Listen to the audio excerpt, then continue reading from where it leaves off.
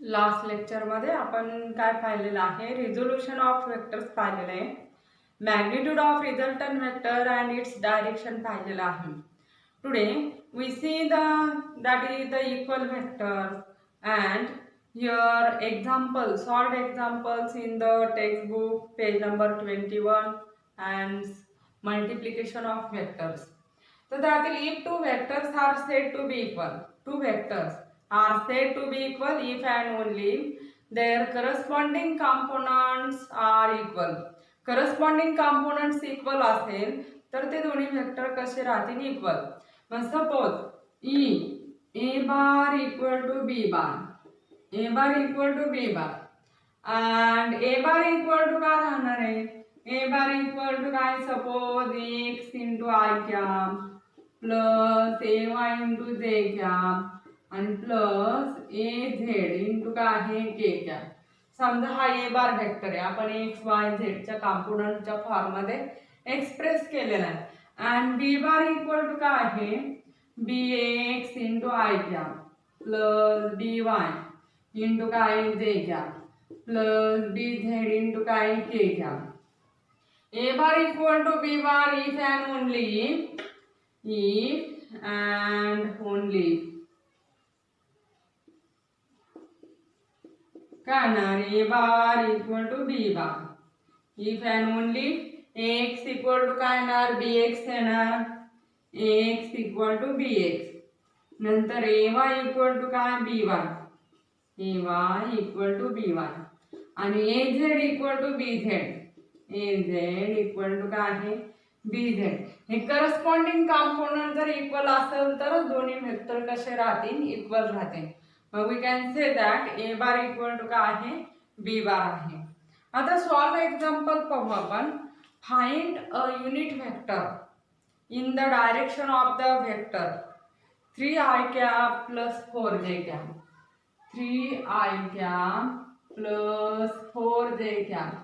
ह्या वेक्टरच्या डायरेक्शन मध्ये असलेला युनिट वेक्टर काढायचा, म्हणजे याच्या अलॉंग असलेला युनिट वेक्टर आपल्याला काढायचा आहे.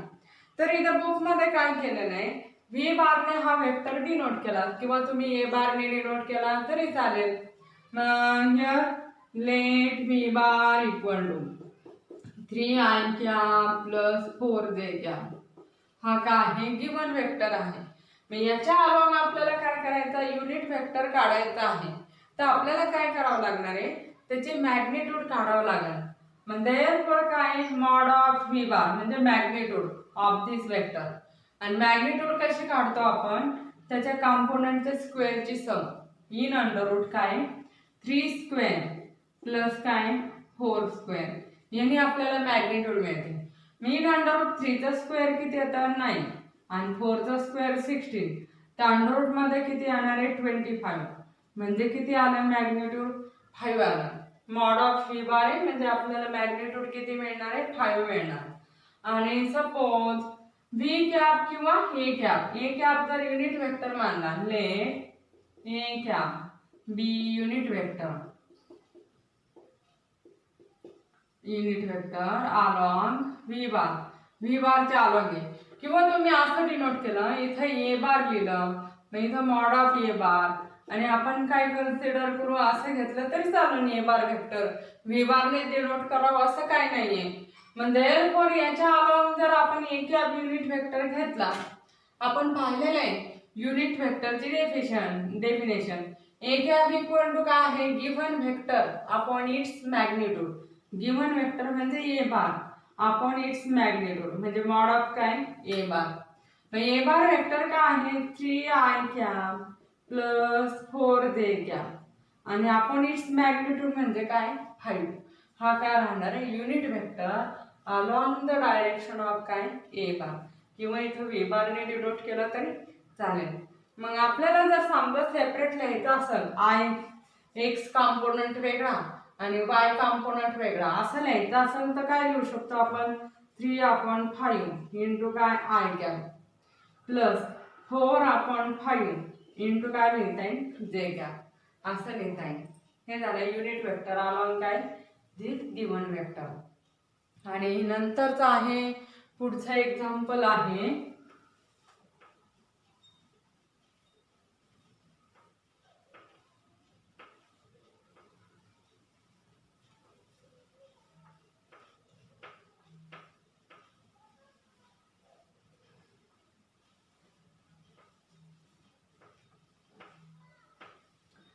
पुढचं एक्झाम्पल काय दिलेलं आहे, given A bar equal to काय आहे, i cap plus 2 j cap.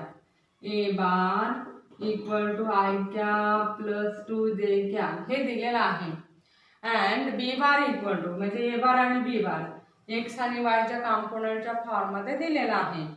2 I cap plus J cap, 2 I cap plus J cap हे बी बार दिलेला आहे. What are the magnitudes of the two vectors. ह्या दोन्ही वेक्टरचे आपल्याला मॅग्निट्यूड विचारले. Are this two vectors equal. दोन्ही vectors equal राहतील का. तर आपण मॅग्निट्यूड काढून हे दिलेले vector therefore mod of A bar it is equal to काय, इन अंडर रूट हिअर एक्सचे कॉम्पोनंट किती आहे 1 आहे त्याचा स्क्वेअर आणि प्लस वाय कॉम्पोनंट किती आहे 2 त्याचा स्क्वेअर. मग किती येणार आहे 1 प्लस 4 हे किती येते अंडर रूट 5 आणि काय मॅग्निट्यूड येते. नंतरचं mod of B bar, mod of B bar equal to काय आहे इन अंडर रूट काय येणार 2 स्क्वेअर एक्सचा कॉम्पोनंटचा स्क्वेअर प्लस 1 स्क्वेअर. 2चं स्क्वेअर किती येतं 4 आणि प्लस 1 तर किती येतं अंडर रूट 5. मग इथं मॅग्निट्यूड दोन्ही वेक्टरची सारखीच आहे. मग हे दोन वेक्टर इक्वल होतील का, तर नाही होणार. बिकॉज कारण एक्स कॉम्पोनंट दोघांचा सेम नाहीये आणि वाय कॉम्पोनंट सुद्धा काय सेम नाहीये. मग here A bar is not equal to काय आहे बी बार जरी मॅग्निट्यूड सेम आली तरी. बिकॉज काय येणार x is not equal to समजा बी एक्स आपण हे कन्सिडर करू x component x is not equal to B x and B A y is not equal to काय आहे बी वाय म्हणजे त्यांचे y component and x components are not equal. Therefore given two vectors are not equal. मग आता आपल्याला काय पाहायचं, आता पुढचा पॉइंट पाहायचा आहे मल्टिप्लिकेशन ऑफ वेक्टर्स.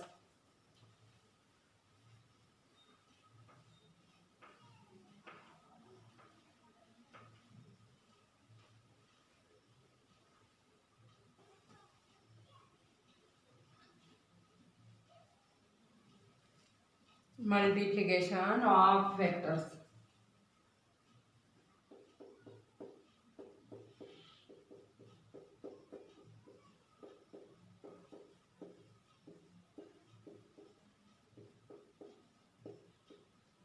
वेक्टर्सचं आपण ॲडिशन सबट्रॅक्शन पाहिलेलं आहे. वेक्टर मध्ये ॲड केले जातात आणि सबट्रॅक्ट सुद्धा केलेले आहे ते आपण पाहिलेलं आहे. तर मल्टिप्लिकेशन ऑफ वेक्टर सुद्धा ते सुद्धा काय पॉसिबल आहे. मग वेक्टरचं मल्टिप्लिकेशन समजा दोन्ही क्वांटिटीज स्केलर क्वांटिटीज असेल तर त्याचं जर मल्टिप्लिकेशन घेतलं तर आपल्याला स्केलर क्वांटिटी मिळेल. किंवा मग स्केलर आणि गिवन वेक्टर असेल तर ते किती राहणार आहे वेक्टर क्वांटिटी मिळेल. किंवा वेक्टर आणि वेक्टरचं मल्टिप्लिकेशन म्हणजे आपल्याला काय मिळतं वेक्टर क्वांटिटी मिळेल म्हणजे वेक्टर प्रॉडक्ट. आणि आपल्याला काय पाहायचं स्केलर प्रॉडक्ट पाहायचा. तर आता त्यातील पहिला आहे scalar product of two vector. Scalar product पाहायचा म्हणजे स्केलर प्रॉडक्ट आणि वेक्टर प्रॉडक्ट हे पाहायचं. स्केलर प्रॉडक्टलाच काय म्हणतात ते dot product. Dot product scalar product कशाला म्हणायचं. सपोज आता पी बार आणि क्यू बार हे टू वेक्टर्स आहेत. P bar and Q bar are two vectors and they inclined at an angle का आहे थीटा. म्हणजे सपोज हा आता पी बार वेक्टर आहे हा पी बार वेक्टर आणि दिस इज अ वेक्टर का आहे Q bar. This is Q bar vector. दोन्ही मधील अँगल हा किती आहे थीटा एवढा काय अँगल आहे ह्या दोन्ही वेक्टर मध्ये. मग यातलं काय आहे दोघांमधील स्केलर प्रॉडक्ट कसं डिनोट करतात ते it is denoted bye as P bar dot Q बार असं रीड करतात. P bar dot Q bar therefore it is called as a dot product and it is defined as magnitude of product of magnitude of two vectors and cosine of the angle between them. त्यांच्यामधील angle cosine of the angle between them म्हणजे काय scalar product of two vectors is defined as the magnitude of product of two vectors and product of magnitude of two vectors and cosine of the angle between them. दोन्ही वेक्टरच्या मॅग्निट्यूडचा product. आता याची magnitude म्हणजे आपण simply काय P ने denote करू. Into काय आहे क्यू, दोघांचा मॅग्निट्यूडचा प्रॉडक्ट आणि इंटू काय आहे cosine of angle between them म्हणजे cos of theta. Cos of theta it gives the scalar product of this two vectors. का आहे it is denoted by dot product therefore called as a dot product also and it is defined as product of magnitude of two vectors and cosine of the angle between them. हा काय झाला scalar product of two vectors आहे आणि it is a scalar quantity. Scalar quantity म्हणजे आपल्याला scalar मिळतं आणि it is not a vector therefore called as a scalar product. आता आपल्याला काय करायचं कॅरेक्टरिस्टिक्स पाहायचं. कॅरेक्टरिस्टिक्स ऑफ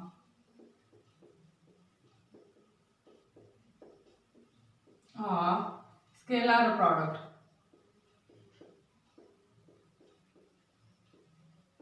स्केलर प्रॉडक्टचे काय आहे कॅरेक्टरिस्टिक्स पाहायचं आहे आपल्याला. तर मग त्यातील पहिलं आहे समजा आता हा वेक्टर आहे.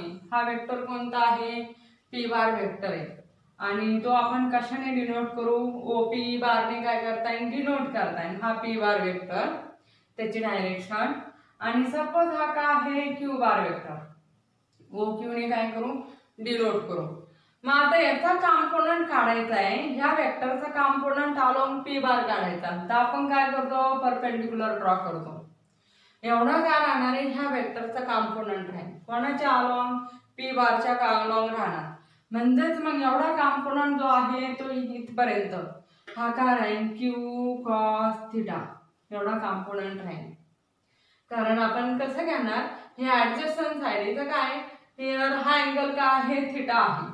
एवढा अँगल थिटा आहे.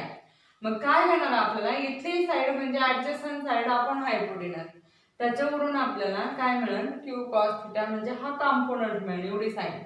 आणि इथून जर परपेंडिक्युलर टाकला आपण याच्यावरती क्यू बार वरती तर आपल्याला कुणाचा कॉम्पोनंट मिळेल पी चा कॉम्पोनंट अलोंग काय क्यू बारच्या डायरेक्शन मध्ये हा कॉम्पोनंट मिळेल.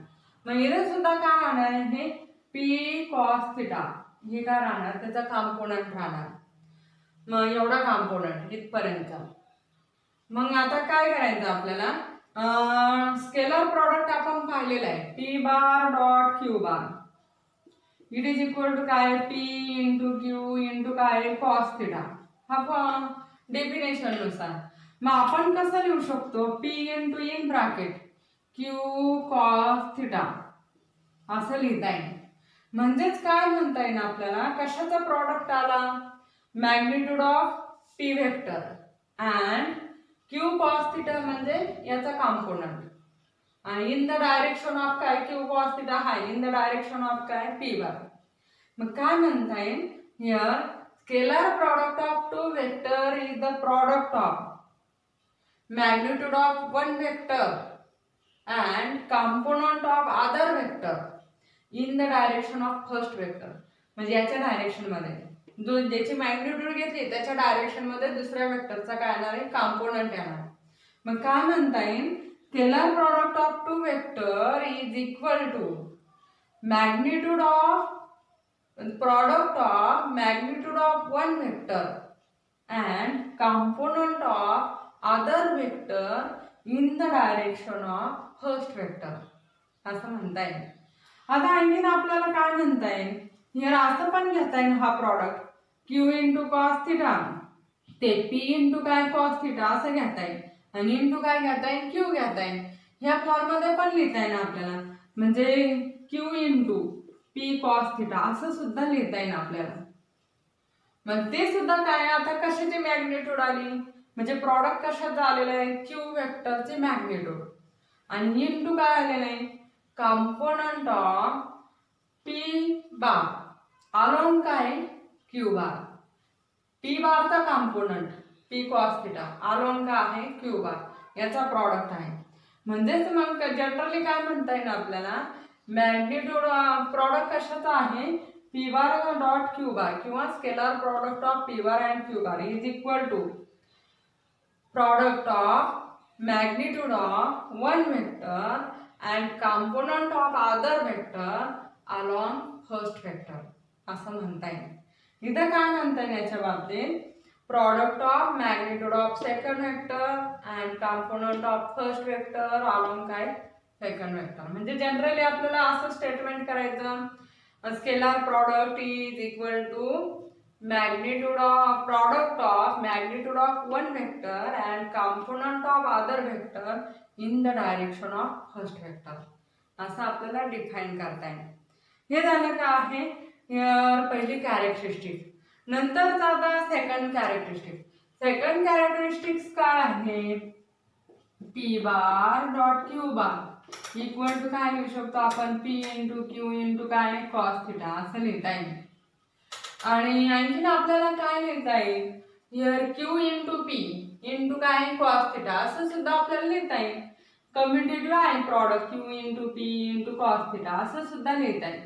मग इट इज इक्वल टू काय Q into P into cos theta म्हणजेच आपल्याला काय Q bar dot P bar असं लिहिता येईल. म्हणजेच मग scalar product P bar dot Q bar it is equal to आपल्याला काय मिळतं, Q bar dot P bar. मग scalar product of two vector is a commutative. हे टू वेक्टरचा स्केलर प्रॉडक्ट हा कसा आहे, कम्युटेटिव्ह आहे. ही झाली सेकंड प्रॉपर्टी, ही झाली first property.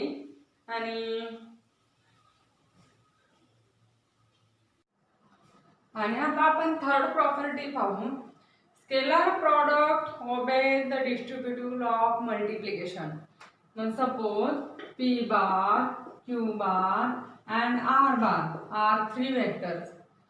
Scalar product obeys the distributive law of multiplication, that is p bar dot q bar plus r bar.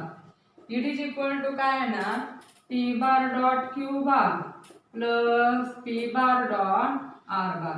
It obeys the distributive law of multiplication, p bar dot q bar plus p bar dot r bar. ह्यानुसार काय here distributive law ओबे होतो. नंतर आता काही special cases आपण consider करू. मग P bar dot Q bar equal to काय आहे, here P bar dot Q bar equal to काय, पी इंटू क्यू इंटू काय कॉस थिटा. मग सपोज आता त्यातील फर्स्ट केस कन्सिडर करू, theta equal to 0. Theta equal to 0 म्हणजे काय राहणार आहे, P bar and Q bar are parallel. That is p bar and q bar are parallel vectors. Parallel राहतील, are parallel. मग पॅरलल राहतील म्हणजे आता 0 अँगल मानल्यानंतर हे p बार आणि याच्या अलॉंगच काय राहणार आहे, हा q बार वेक्टर आहे. तर अँगल त्यांच्यामध्ये काय राहणार आहे, 0 राहणार. मग therefore cos 0 ची व्हॅल्यू टाकू आपण. थिटा इक्वल टू 0 टाकलं तर cos 0 ची व्हॅल्यू किती आहे, 1 आहे. And therefore p bar dot q bar it is equal to p into q into cos of 0. cos 0 ची व्हॅल्यू 1 आहे. मग it is equal to काय येणार आहे, p into काय येणार, q येणार. म्हणजे if two vectors are parallel then their dot product is it is equal to काय किंवा scalar product is equal to काय आहे, product of magnitude of two vector. दोन्ही वेक्टरच्या मॅग्निट्यूडचा काय आहे, प्रॉडक्ट त्याच्याशी इक्वल येणार. केव्हा येणार, थिटा इक्वल टू 0 म्हणजे दोन्ही वेक्टर पॅरलल असल्यानंतर. आणि नंतरचा आता सेकंड केस आपण कन्सिडर करू. सेकंड केस काय आहे, if theta equal to 180 degree. 180 degree म्हटल्यानंतर काय होणार आहे, कॉस 180 ची व्हॅल्यू किती आहे, -1 आहे. cos of 180 degree equal to काय आहे, -1. मग काय येणार याच्यातलं, P bar dot Q bar it is equal to काय येणार आहे, P bar dot Q bar it is equal to P into Q into किती येणार आहे, -1. म्हणजे काय तर -p इंटू क्यू. केव्हा येणार, here if theta equal to 180 degree that is p bar and q bar are anti parallel. दॅट is p bar and q bar are anti-parallel. Anti parallel.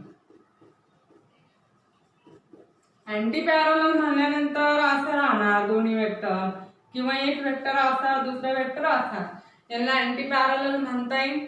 मग त्यावेळेस काय राहणार, scalar product is equal to काय, here minus product of magnitude of two vector. मग एवढा राहणार. आता आपण काय करू, पॅरलल असल्यानंतर म्हणजे युनिट वेक्टरच्या फॉर्म मध्ये एक्सप्रेस करू आधीची प्रॉपर्टी थिटा इक्वल टू 0 असेल तर. थिटा इक्वल टू 0 म्हणजे आपण एक्स वाय ऍक्सिस च्या अलॉंग हे जे कॉम्पोनंट घेणार आपण, तर i cap dot i cap it is equal to म्हणजे युनिट वेक्टरचा scalar product with itself घेतला आपण.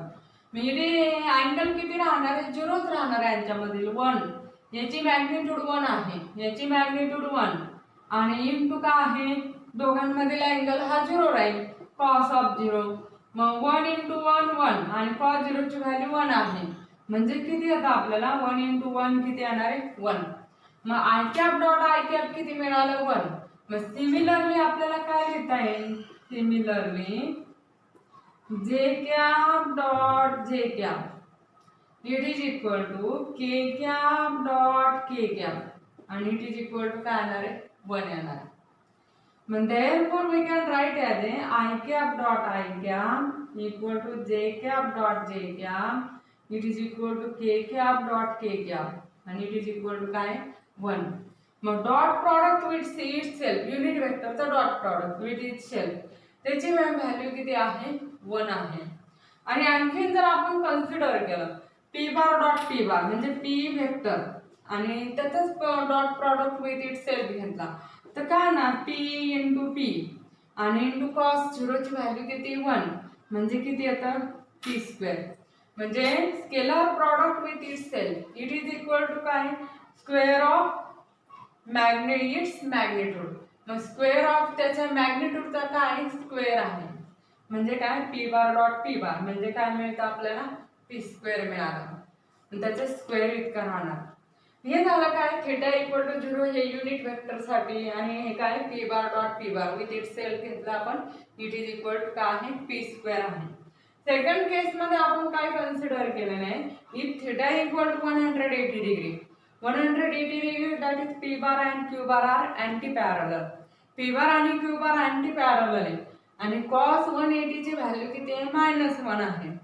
मग p bar dot q bar equal to काय येणार, p into q into cos 180 ची व्हॅल्यू किती, -1 म्हणजे किती आलं, -p इंटू काय येतं, q येतं.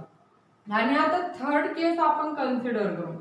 थर्ड केस काय आहे, if theta equal to 90 degree. Theta equal to 90 degree म्हटल्यानंतर दोन्ही वेक्टर कसे राहतील, परपेंडिक्युलर राहतील.